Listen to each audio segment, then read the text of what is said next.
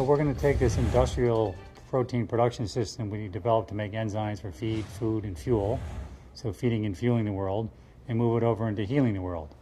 And by that what I mean is we're going to be developing a way to tweak and re-engineer the cell line that we created to make these prolific large volumes of low-cost proteins for industry and bring it over to the pharmaceutical world to make vaccines and other biological drugs at what we hope is a fraction of the cost of what you can do in a CHO cell.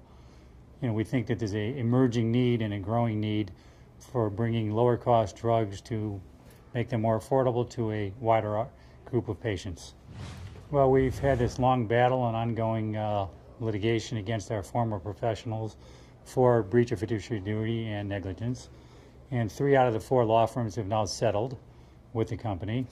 And we have the last one, the gorilla in the room, which is Greenberg Traurig.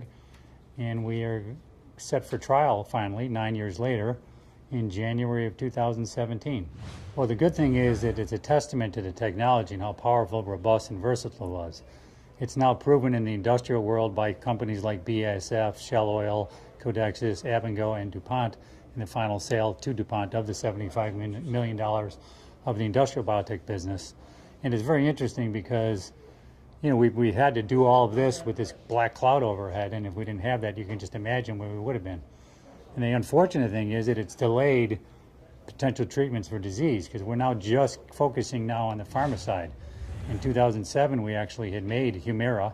It was biologically active, but it's been sitting on a shelf because we didn't have the funds to move it forward. So that's one of the reasons why we sold off to DuPont, is we think that the biopharmaceutical opportunity is the biggest and brightest yet for our C1 technology. Yeah, so Sanofi Pasteur is obviously one of the world's largest vaccine companies.